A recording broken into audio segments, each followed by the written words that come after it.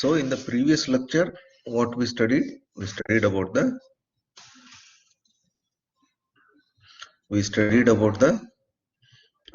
osteology of the skull and the other part. Now we will study about the maxilla and the mandible. So maxilla, it is one of the largest bone of the face. Okay, so we will study about that bone and about the mandible. So maxilla, it is one of the second largest bone of the face. So where all this green color structure is there, so that part it is the maxilla. So it also extends in the posterior side. So where it makes the hard palate. So those things I will tell one by one. So then it forms the upper jaw. It forms the upper jaw, and the lower jaw is made up of the mandible. Okay. So it contributes in the formation. So where all it contributes. So it contributes. So one is floor of the nose and the orbit. So here inside the nose, this is the floor. And then floor of the orbit, the base. So this part, the floor of the orbit. Then the roof of the mouth. Roof of the mouth means here it is the hard palate. So where you're feeling the hard palate, so that is the roof of the maxilla or the mouth cavity. And then the lateral wall of the nose, it is there in the inside the nasal cavity, pterygopalatine and infratemporal fossa. So these are all there in the base of the skull. So today when you come to the practical, there I will show you. And then pterygomaxillary and infraorbital fissure. So where is infraorbital fissure? It is there inside here. In the, you might have seen in the video. So this is the supraorbital fissure and infraorbital fissure. Next. And then what are the parts of maxilla? So remember all these parts. The anterior surface, posterior surface, the orbital surface,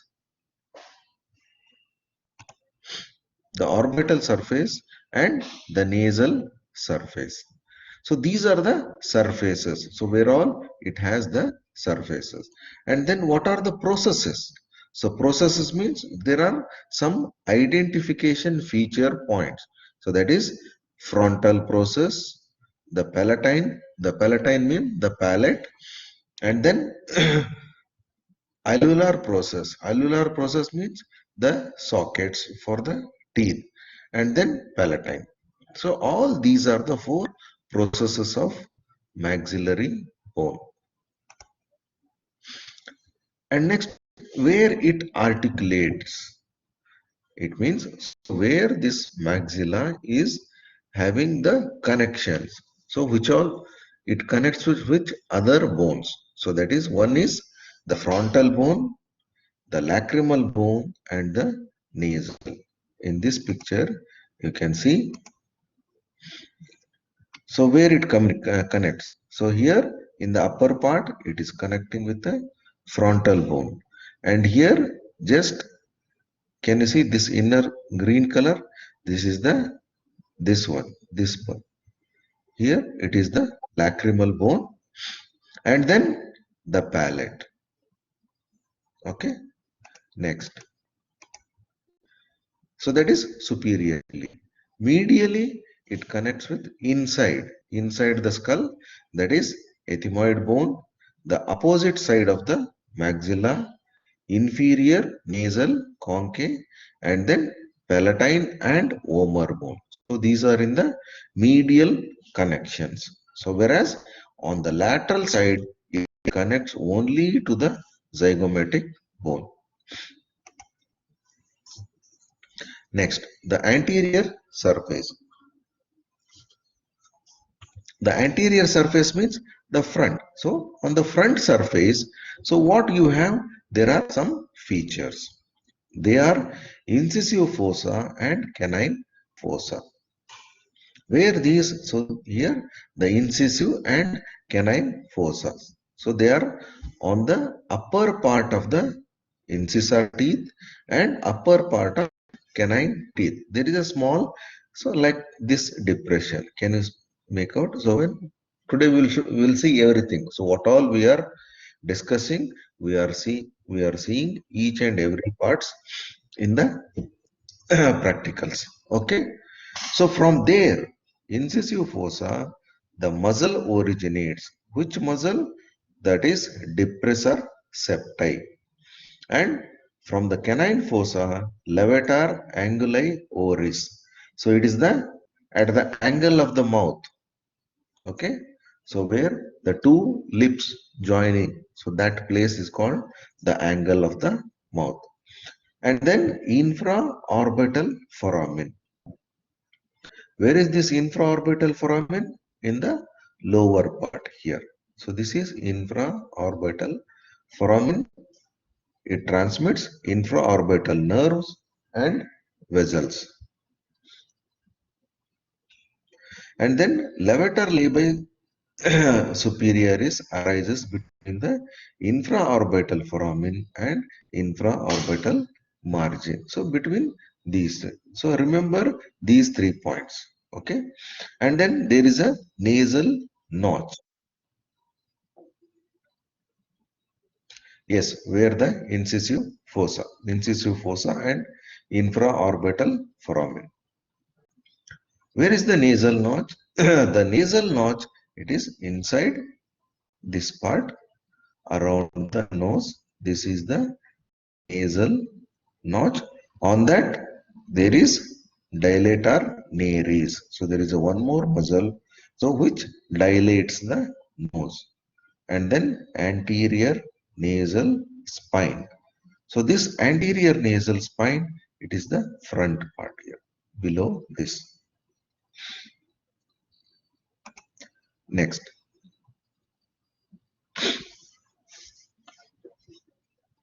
this posterior and orbital surface, just leave it. So this we will discuss in the lab. So, and next comes to the maxillary sinus. So what is these sinuses? So these sinuses are air-filled spaces which helps in lightens. So it makes the easy movement for the skull. Okay. It is a large pyramidal cavity. Okay. So this is the area where you will see the maxillary sinuses. And then in articulated skull, it is reduced. Where it is reduced? So above by the innate process of ethmoid bone and below to the inferior nasal concave. So where this inferior nasal concave? Remember these words. So they will come in the next lectures. So these features, if you remember these, so these are the concaves. They are present inside the nose. Okay.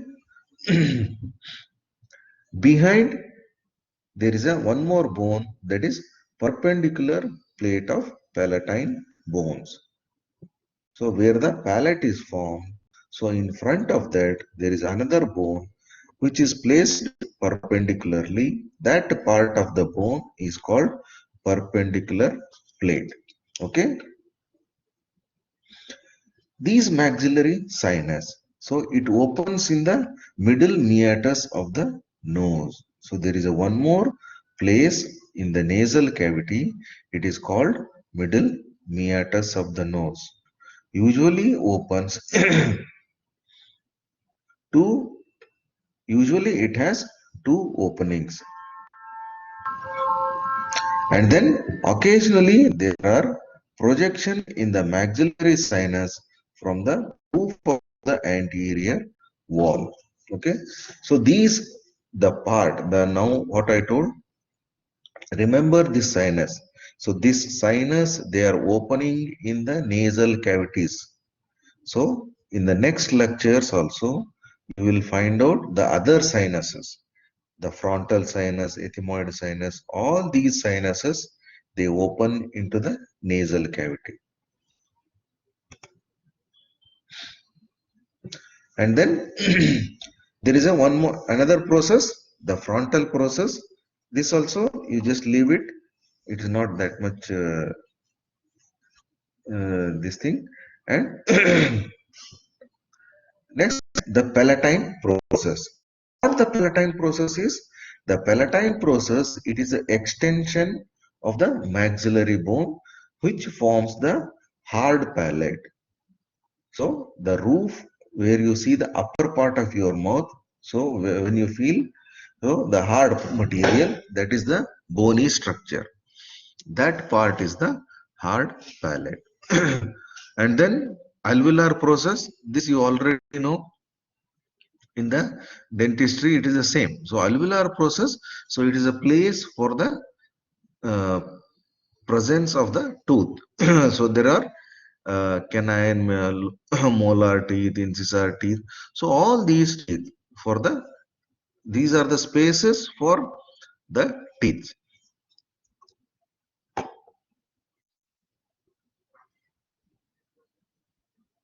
Yeah, sockets, not store. So these are the tooth sockets, they are called tooth sockets.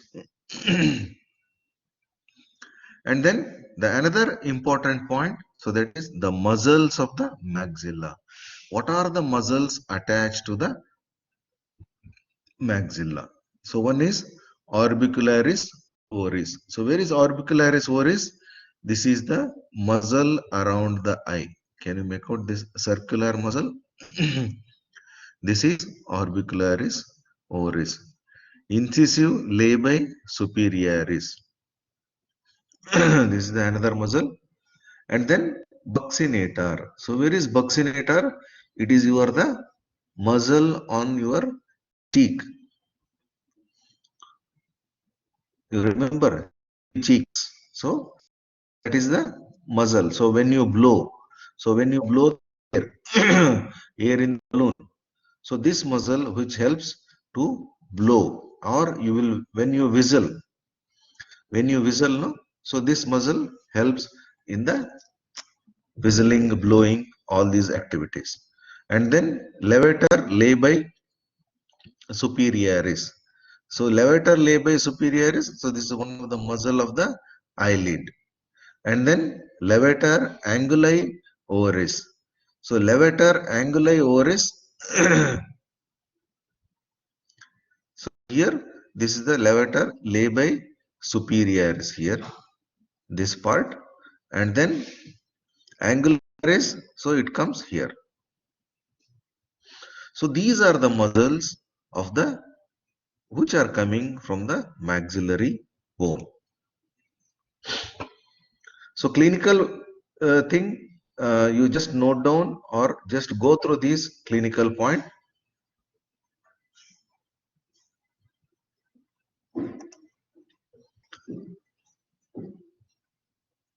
Incisive labii, it is there in it will be some deeper part. It is there inside deep muscle. Okay, in these angles of the nose.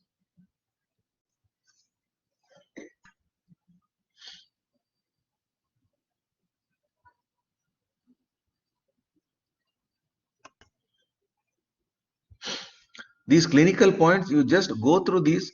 So it gives the overall. So what is there in this? The maxillary sinus. So most of the infections, so whatever the infections present in the maxilla, so they will easily spreads to other parts of the face, because all these sinuses, they are interconnected and draining into the nasal cavity. Okay. So next is the mandible. So some of the parts, some of the points you might have already known as a dentistry students about the mandible and all. What are the parts of mandible? So how it is? So mandible is also called the lower jaw. It is the largest and it is one of the strong bone of the face. And then the word mandible is derived, it is a Greek word, and it also helps in the mastication or in the chewing function. So what are the parts of mandible? The parts of the mandible, they are the body, angle of the mandible, ramus, this is the condylar process, coronoid process and condylar processes. These are the parts of the mandible. So when we study each and each part, so there are another sub parts they are coming.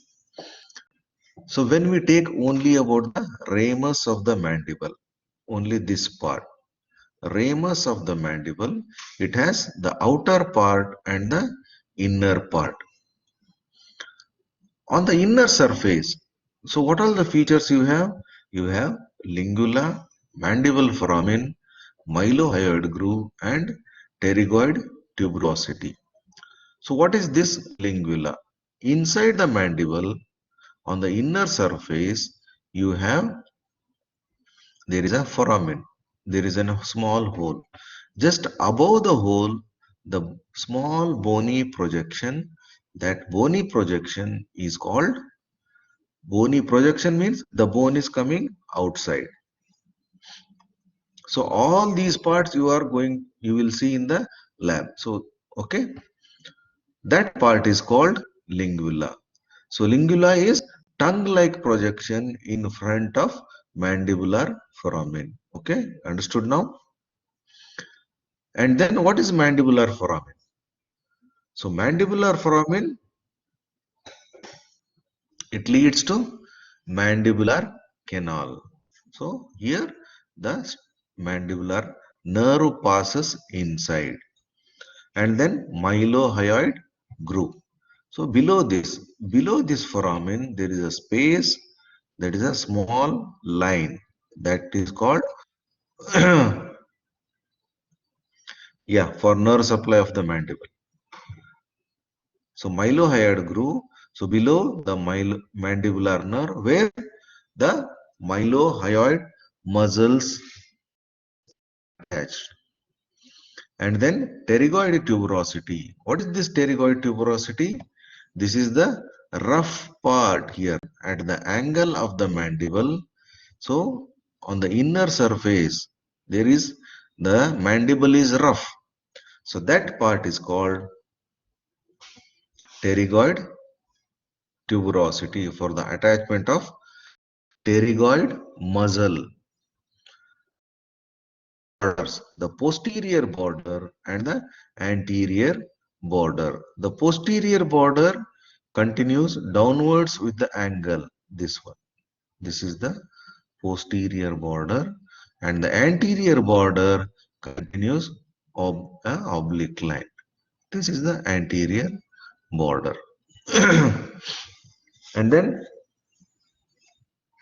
what are the processes? So process I already told, the coronoid and condylar process. So coronoid, it is a sharp structure in front, flattened, triangular upward projections here. It is a triangular in shape, it extends upwards and extends towards the mandible. Whereas the condylar process, so behind, this condylar process, it makes the articulation, it forms the joint with temporal bone. So there it is called temporomandibular joint. And then there is a small space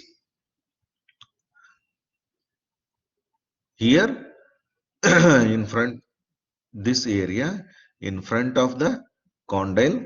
So that space is called pterygoid fovea in front of and then the lower part is called the neck of the mandible. We will see all these parts. So when you come to the lab, there easily understand what we are telling each and every point. And then there is a mandibular notch between two condylar processes. So where this notch, U-shaped structure, this U-shaped structure, it is called mandibular notch. Next, the body of the mandible. On the body of the mandible, again you have to remember the structures on the outer surface and the inner surface. What are the structures? On the outer surface, you have the oblique line, symphysis mental tuberosity, and mental protuberance. All these are the structures which are present on the outside. So we'll see all these structures, and on the inner side, so what are these? Submandibular, sublingual, mylohyoid ridge, genial tubercle. What do you mean by submandibular, sublingual?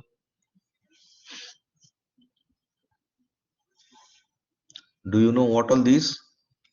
Submandibular fossa, sublingual fossa.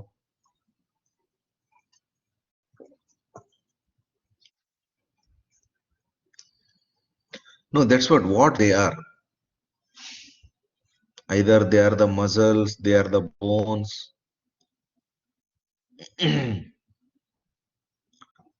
Related to tongue. Okay, that is also slightly correct. Actually, what they are? No, they are not the nerves. So submandibular and sublingual, they are the glands. Submandibular fossa. So it is a space for submandibular gland. Sublingual fossa, it is the space for sublingual gland. Okay. And then, so another point, mylohyoid ridge. Mylohyoid ridge means it is the, okay, okay. So mylohyoid ridge, it is a space or it is a line for the mylohyoid muscle. What is genial?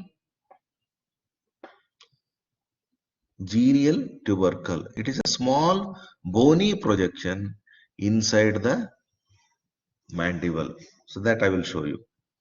And then digastric fossa shows the depression below the genial tuber. And the two borders, that is the upper border, so where it carries the sockets. In the upper border, so these are the sockets for the teeth, and then the lower border rounded and subcutaneous. Subcutaneous means you are easily feeling, you can feel your mandible. Okay. Next, angle of the mandible. What is this angle of the mandible? It is a meeting point between the posterior and inferior border of the mandible. This is the posterior and inferior. It is the junction of these two places. And then you have to remember all these muscles. The muscles attached to body of the mandible and muscles attached to ramus of the mandible. Okay. So they are the muscles attached to body. They are buccinator, mylohyoid, genioglossus, and geniohyoid, anterior belly of digastric, platysma, and superior constrictor.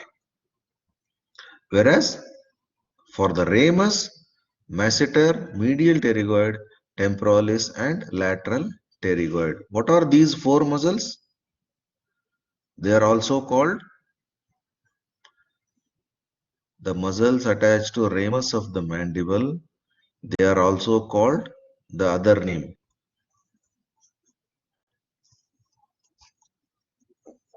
What is another name for this?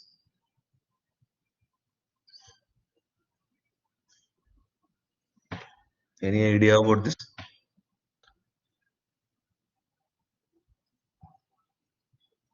Digastric. Yes, very good. So these are the muscles of mastication. So anterior belly of digastric. So it is the muscle of in the muscle which is attached to mandible and then comes in the neck. Okay. Next, the ligaments. So how the mandible is connected to the bones? So one is sphenoid. It is connected with the styloid and temporal and pterygoid. So what it means? Sphenomandibular. So it is having the connection with sphenoid bone and the mandibular bone, the ligament. And then the another ligament, that is stylomandibular. So styloid process and mandible. So in between this, it is called stylomandibular ligament. And then this is the sphenoid process.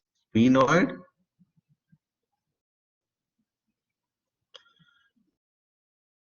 in the body you can't see. So you have to dissect. You have to take a, yes, you can see when you cut the body, you can see all these ligaments, muscles, everything. But in our lab, it is not.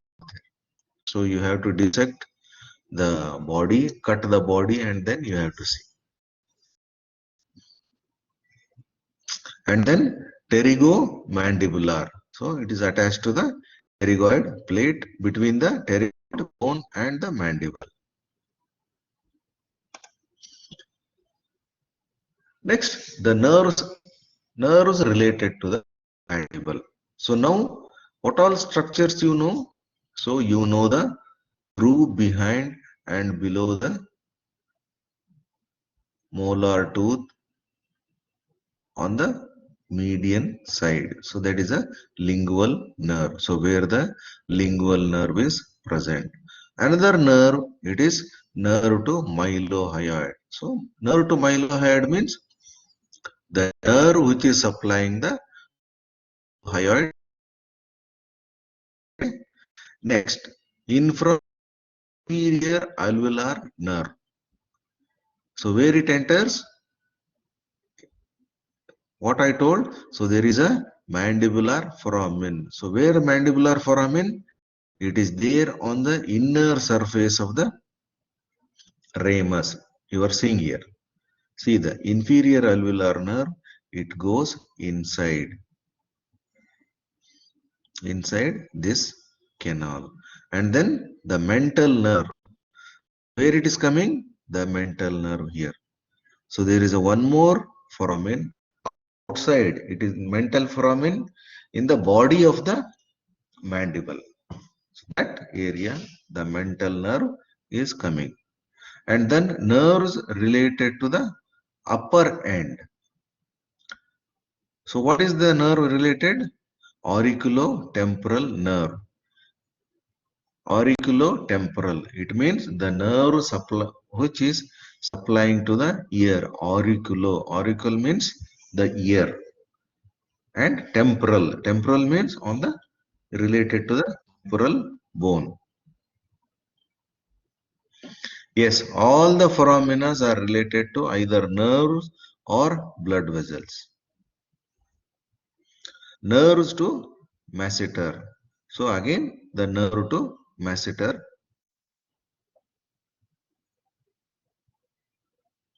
Yes, yes, yes, yes, yes. Either maxilla or mandible, skull, all the bones, they are related to nerves, blood vessels, muscles. So this is the same slide. Almost all the features are similar. So mylohyoid nerve and vessels lie in the mylohyoid groove. Same points. It is there in the previous slide. Mandibular foramen. Again, the inferior alveolar nerves and vessels enters the mandibular canal via this foramen. So it is little bit explained thing. Masseteric nerves and vessels passes through mandibular notch. It is a similar slide of the previous one. So clinical importance, just refer these uh, points. Okay. So mandibular foramina to block the inferior alveolar nerve. So why this mandibular nerve is chosen? To give the anesthesia. So when you want to give anesthesia when you want to do some procedure during your dentistry process, so you will give the anesthesia in this area to block. So when you give anesthesia, so partially the sensation will be lost. So which nerve you will give? You will choose the inferior alveolar nerve and nearby lingual nerve. This causes, see the second sentence, this causes loss of sensation to the same side. So where the teeth, the inferior alveolar nerve block and the lower lip. So these are the areas where the sensation will be lost. So that is the fourth 2/3 of the tongue. So it is, I mean, the posterior most part of the 4/3 of the tongue is also anesthetic. Yes, you should remember all this thing. Okay. So these are the other features mandibular. So it is one of the commonest bone or easily get fracture. The characteristics. So don't worry about all these things.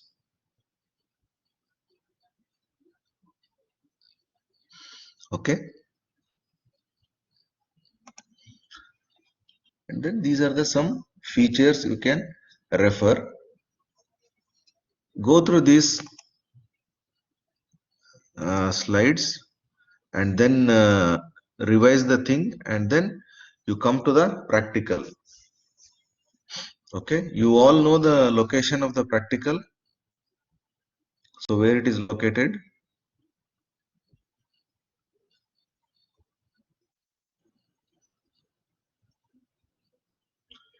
Uh,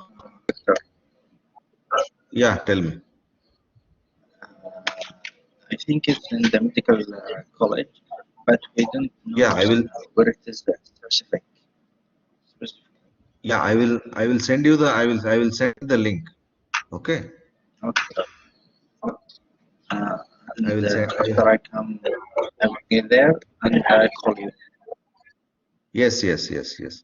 I will send the Okay. link and you come to that place. Okay. 1 o'clock. You all be there. Be here. Okay. Okay. Okay. And don't forget one more.